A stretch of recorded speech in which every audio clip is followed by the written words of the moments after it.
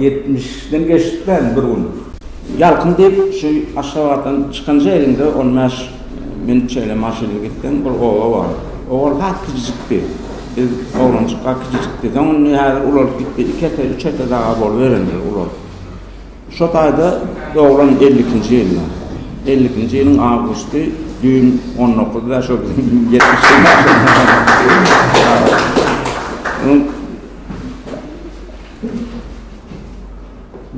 bir batımın getiren yeri birden ulusundan ulusu bayram oluyor yani. Sen molluyum diyen şol Kur'an'larla katı doğurttular.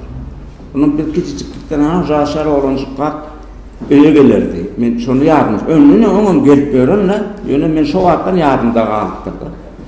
Şu gelip oturup yani bir nehri var da ilk köşük Kur'an'lar diye. Şu duta çalıp verip onu benim nerede yaşayan diyorlar yani. Gidiyor da hikmet vakti çıkıp gidecek oluyor. Kur'an'da nerede yaşayan diye.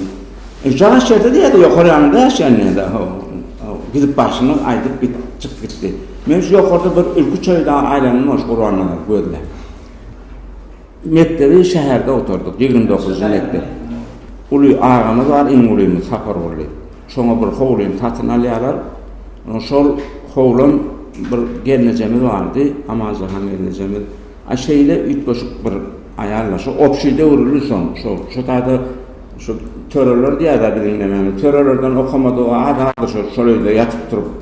Hiçsine de karşım çıtman. Bilem şolun aradığında ulorluk şu tayda okuduk. Mektep neresi de şu tayda yatıp mektepte okudu da.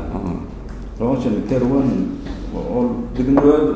5 onun çağlara onun vurumsuz da öldü. Onun kalanların onun şu tayda yaşanan bir saniye adam 20'den geçirdiler.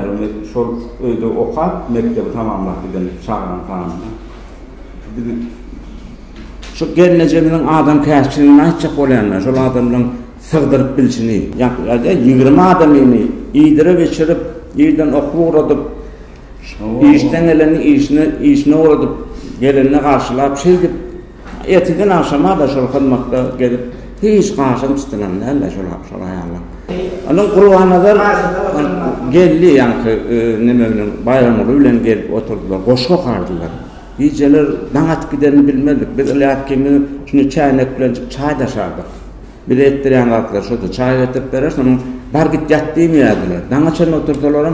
Birden gölmede okuluşup kapıda işte oturuyor hiç nememiz yok. Yani katı kovuyordu. Kurbanlar kafam katı kovuyordu gibi. Ekizce mehrli görüyorlar da öyle yekil olan adam olandan kurbanlarla bayram olan katı doğurdular. 4-5 adam otururlar da gelirdiler. Kurbanlar anıp doğdaydık, ya gülüştürüp, ya nemedip, bir taşını yığınayan adam değerli. Varlığı onun bilinirine yaptı gelinine.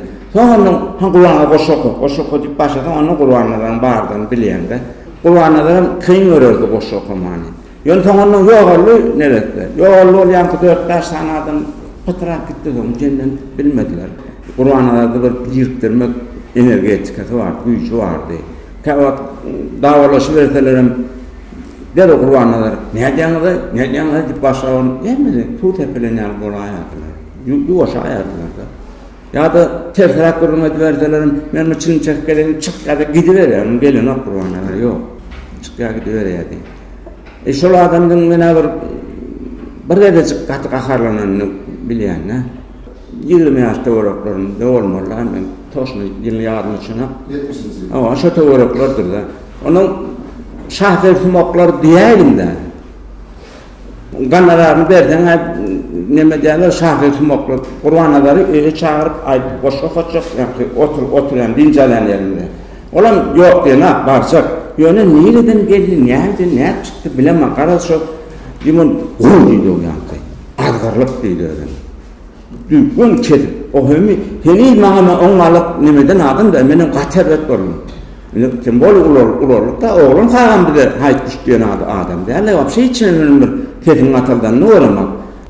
Öl denguşlarına, ölünün ön kuşakirlere, koşku eden adamlara hormatu kaçı ulu ekenle. Beyleki boş kıyalarlardan köpüsünden Kur'an'dan tapağıdı şonu anaktı. Şahif Mok diyenler mutala edeyim. Bir yani boş okuya olayım. Neyanetin kitabı kaç çıkacak mı? Koy diye de. Kur'an'ların benim okumacak oldum. Ne için yardım diye de. Okuyacak diye. Bilen elimizde mikrofon bunu neme mantafona yazıp okuyor. Onun ay köşeştiler okudu, hedil ettik, oturduk inni yankını uğratmaya çıktık. Yani alıp gittik, çıkardık kovuldan. Neylaydı Kur'an'lar bizim olayım? Edebiyatçılar bilen, şahirler bilen Türkeşten dedi. O dağı tereden yani, dağı görsen taştan oradan kaç oğlanır dedi. Yakınına varsan dağıştır, tikendir, yine görmezciktir, yılandır, odur budur. Dağı taştan tıyılan korunur.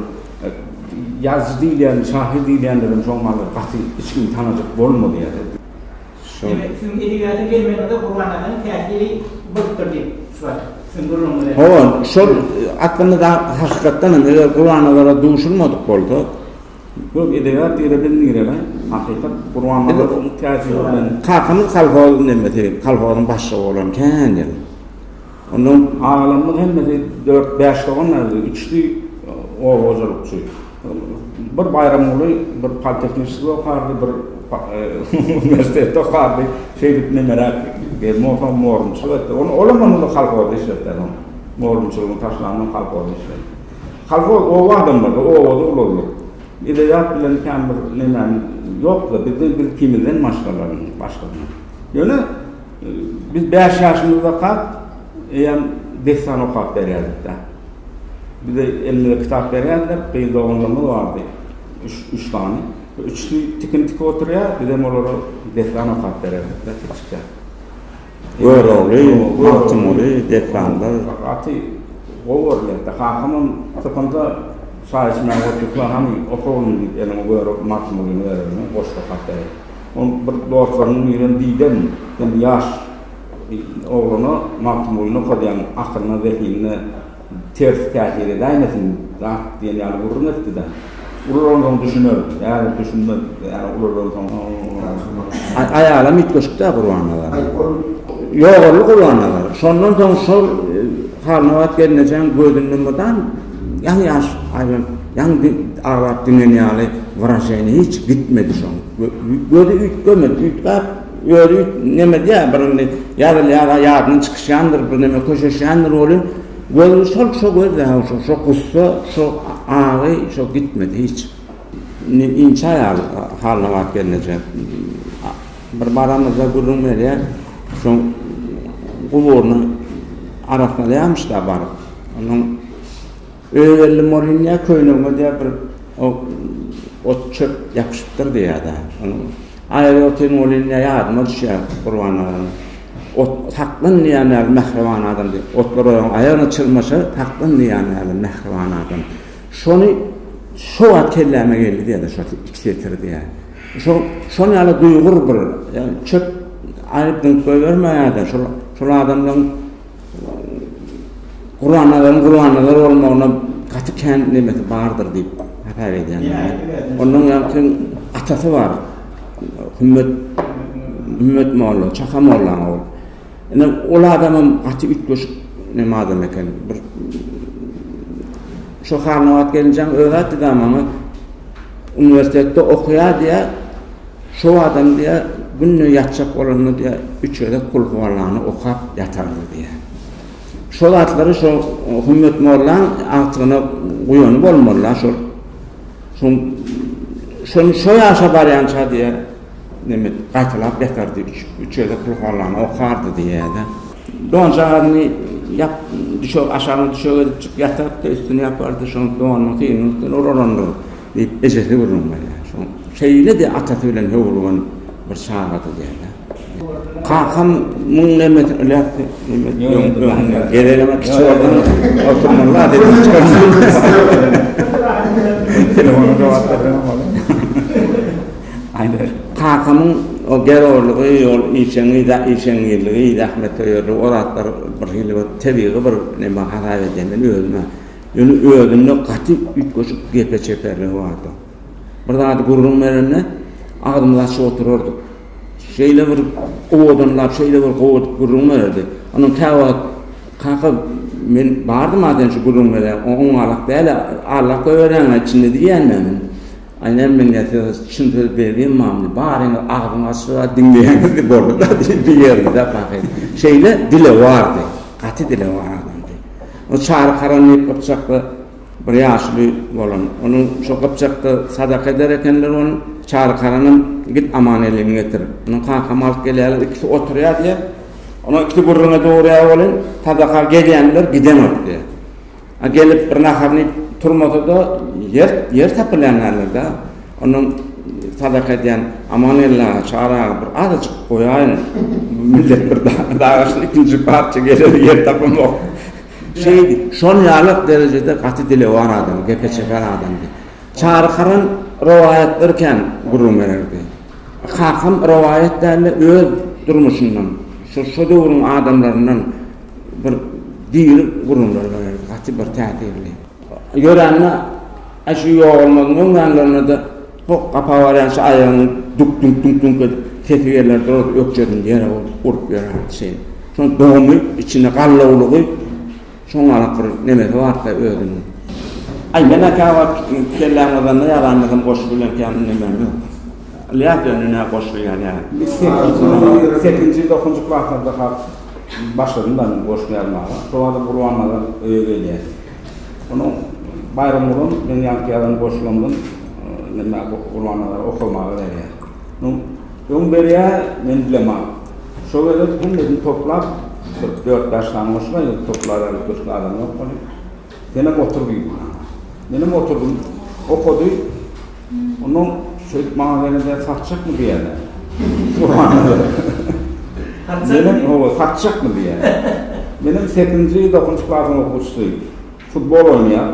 Bir futbol topunun bahasan 30 manatlığı var, 15 manatlığı var. İçinden geçirýänler. Satacak bu top alacak dedik. Onu benim satacak dedim. Nereden mi? Bilemem ben bahadım nereden. Getirme bir manat versen olaya mı dedim. O kumbat o bir 20 sene getirip bir boş koy. Eğilerek olaya dedim de. Ondan anladım köprak geldi dedi. Köprak olarak tutulmadı. Benim kelimde takmalar dedim. Kendine diyorum köprak geldi. Son gülüşüp yankıyla onun son illik gelenle de dedim aktardı beni. Onun eviyasının orada planı vardır. Barda bir çap ederler eder. Onu kanararının gördüydü. Getirine bir manat bir onun hakikaten benim nefte utarayın aslında utarmadı parktan çıktılar bunun olsun. İki tane olsun yani. Getirine bir manat verene kadar degen bütün derim ama. Belki koşu şahitçilik dilen at yaman düşürdüler. Bir manat verene. Gizlesene Şu şeydik başladı. Kıdır o adlar akşap geldi. Kenar doğru dedi. Men goşguy almak diýenler bir hepbelik diýer. Halam ya. Buna Gurbannalar ýadyma hakkı var, ýatdan Gurbannalar. Galan kişi ýazamar oturmarlar. Ýadma Allah'a da wagt şu gülmeten. Yani onu sonra bir okuw oturduk. Bana aýtdylar, mekde oturan soň okuw vermeli. Üniversitenin filologiýasynda o adam bayramlaryň son kursunda okap berdi. Son bir ayın hiyarede, Golun'dan onu Litet Institut var, Moskva'ya veriyatlar, Edebiyat Institutu'na, Tayland. Gurbannaların şu saylayanın birlikte yazılar hayvanına yaşları seyretmek boyunca kançılık in ulu nemette. O kalkın dağın gitmeyen mutluyorlar. Öydakilerin gitmeden o var yani. Benim böyle anlarak olsa halife de Gurbannalar halifan ol. Bir de oturdu. Onun böyle, onu ben onun üniversitede gireyim. Filologiya. Onu da filologiya yetnemişim var dedi. Aslında ağamın sonra oturuyor ara dedi. Şunun neyine doğrusun sonra okudulanlardan dedim sana öğredi dedim. Ne sonra şu kapıdan şu kapağı senin demecen divara senin kitaplar vardı ağamın bayramının. Şu kitapları okuyarsan üniversiteye çözdü. O taktikçe vaktini yitirip yani kelle ağzı görmedi. Men okumaydım dedi. Karada. Onda yok diyor, ne hemen bu öğrenmeden, şonu buradan oku. Ne hemen, ben boş günü öğrendim. O düşünüp duruyor. Boş değilim ne yapıyordu, sen üstüne yaşında yazılmanın bile. Sen yazarsın, oku, birersin, onu yazıp bilmem başlasan, ondan sonra ne işleyecek? Onun benim bahçe, yani kartoşka terdik, limon, bu ağaçlar, bağlar, kovuren. Benim bağ bahçesi ve yedim, telefonda yedim. Kavadım kıdıram şu aktar teknikleri okuyacak, o açak dörtte. Bunun şu keyif olacak, çap duvar olacak, açak teknikleri öğretim. Bile bir institutta da okartık, tekrar telefonda okuyordum. Bu toranın adına da ben tabi tutma tanımadım, o hocalık bölümünde işe aldılar. O hocalığının bu toran, hemen tutaydı, jurnalistçe, gittik edebiyata karşı gittik. Kurbanlar var, bayramcılığı var. Bayramcılıktan sonunda men tokma var mı? Gözleri baktık da gel dedi işledik. Onu şey başladık da elinden. Kadronun bir neyse 3-4 yıl geçenler ağabeyden botanikli işinden çıkıp adeta verdi. Yaşlandı işte. Onun bir hikaye yazdı, o hikayenin kovurdular da gelinlikten vurdular da. Şeyden mi de yadır aşık. Sonun nere ben o hocalığımla işlemedim. Halkoda da varmam hiç yermedi. Yani öyle kapımda bahçeyi ben artırır. Meşgul olmayan başları o hocalığından neden yok. Bayramının bakıcı ayağı fakir İray'dı da gelineceğini. Onun şolatlar, onun son kurbanların yok olmağı, şolatlar hem de üst üstüne geldi de bayramın son yazmışlar. Bir povesti yaratılar koydu. Nurhan Mehmet gördüm. Tarın çap verdin Nurhan Mehmet. Ben de uta çalardım. Şey mi? Ay ilk köşe vardı o Nurhan Mehmet diye. Onun için Doğutar'da Şükürvarşı var ya, kinodunun saatları, simfonisi. Sonra Doğutar'da çap verdim olayım. Dinlep dur, bolun, onu tezin çıkarına, benim birden yankı bir gülüp başladı. Ödüm bir kaçı ulaydı, kurbanlarım kaçı ulaydı. Bir sesi demedi. Onun bilimden halanı, sonundan kocakladı, arkama kalktım, bir deriyim yine de o, bir kalmaya neden şartları nedir değil. Bir Nurhan Mehmet diyor ya, kışın günü ayağına da konuştuğu var. Aynen Nur yerinde Nur'la Rabbimden çıktık. Ondan konuştuğu önüne koyup çöl bir yerde. Bazım çöl bir yerde. Bittiğim benim, alıp oturup çöl verdim sana. Çıkardım kavuşunu, koydum. Ay kucakla bir elini öyle aldım. Girdik, oturduk onun. Ertesi gün onun yankı tokur bir kudurcuk vardır. Artık meşgul kudurcuk. Sonra aydık verdim. Gülü vururken bir şey ettiğim, bana söylüyor. Bana da etti son muydu? Söylüyor. Benim dedi, sen nuru oradan ben tokarım, söyleyecek gelmedim diye. Ona benim dedim, tokarım, sen söyledin deyip gurur vererdin, gördün o ne edersin. Benim söyledim deyip gurur vererdin. Ben yan oylamıştım. Sana 76. yıl. Aşirat öyle adam, ne dersin? Söyler mi, çözler mi? Ne alakalı ne öğreneceğiz? Döröcülü adamlarının bir nimetli. Oyunla. O kadar öğleninde Kur'an'ların elinde şu kelime yanıklanıp elinde de araba doğru Arap çalışıyorlar. 3 gün yatıp. 3-4 gün yatıp. 3-4 gün. Şuna aferin. 4 gün yatıp. Ben öğlenimde beğenenden beter şov atlar. Kur'an'ların 4 günde benim evimde yatıp durduğuna at beğenenini bileyen ne? Öyle büyük Kur'an'ların Maşin altta kadar tiyasetini inemedik. Maşin türpüleyen Kur'an'lar dedim. Ben tank sürüyor ne bileyim. Kullu adına tank iş kolptur. Türpüle ne yaptım maşinini? Kadar juğularla. Onu kalanları Kur'an'ların şöyle edenini yetip bilmiyor. Bayram oluyor. Jigiti öğlenedi. Onu kadarlayıp bir ikimden oğurandan yatıp durup hakikaten o benim o yeri de o Ullokan daşıp doğrudan 4-5 olup yani arabacıklara mindiriyorduk. Onun şey teklep akıtıp böyle bir 10-20 adım anıra dökýän. O fakat ne de bir ne yaptı ne edip gelip ol daşlar bilemem mene. Epetli varlar bir daşındır. 74-nji ýyl ölen. Son bir ýyl ýanyndan ýok boldy. Men 70 ýaşda ölendim. Men dekabr ölendim. Sentýabrda Qur'anlar mezarda aýryldy. Ben ayalım yanında adıp dursun. Yine cıgıcıktan bolar dedim men diýip. Bir bayram bolan jigler var bolan diýip. Halna wagt gelince öldürürüm ben.